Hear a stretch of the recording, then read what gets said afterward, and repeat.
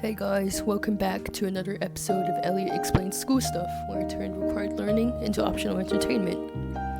Today we're talking about the Chautauqua Institution, a place that somehow made people excited about lectures in the 1800s. The Chautauqua Institution began in 1874 in a small lakeside town in western New York that fittingly is also named Chautauqua, which I wonder why.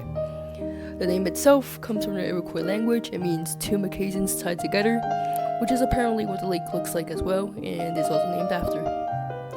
It started as a summer training camp for Sunday school teachers, organized by two Methodist ministers, John Hale Vincent and Lewis Miller, but quickly evolved into something much broader. So instead of just teaching religion, it became a place for adult education, arts, music, science, and moral debate. So basically it was the 19th century's idea of lifelong learning with scenery and occasionally mosquitoes. Now, a Chautauqua lecturer was a professional speaker who traveled the country bringing knowledge and a bit of showmanship to small towns. These lecturers could talk about almost anything and think of them as like a TED Talk speaker of the 1900s, only they probably had worse sound systems.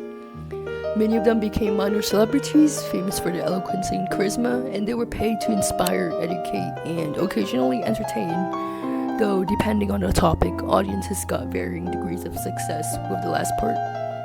Still, for people living far from major cities, a Chautauqua lecture might be the most intellectually exciting night of the year, and if you were lucky, you got one who knew how to keep you awake past the first Bible quote. However, the Chautauqua movement did not stay put for long.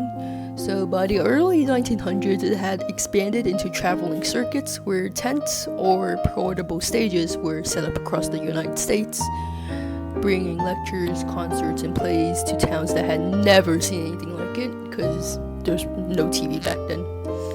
And you have one journalist who called it the most American thing in America, which is pretty funny considering we got, guns and stuff. These events were designed to educate but also to entertain, which was a reason to leave the house and pretend your folding chair was really comfortable to sit on.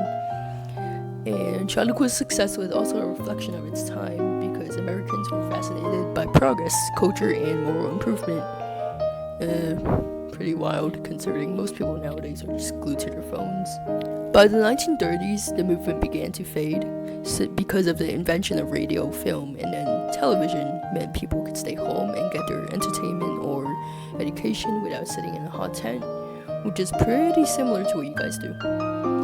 But the original Chautauqua Institution in New York, however, still exists to this day, and they continue to host lectures, concerts, and art programs every summer.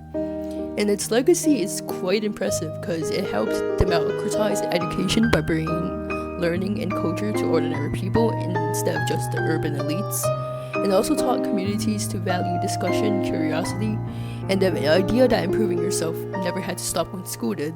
Well, that concludes Elliot's traveling lecture circuit. A big thank you to my boy Ziggy for the thumbnail, and to you guys for pretending this counts as educational content. And I hope my professor gives me a good grade on this.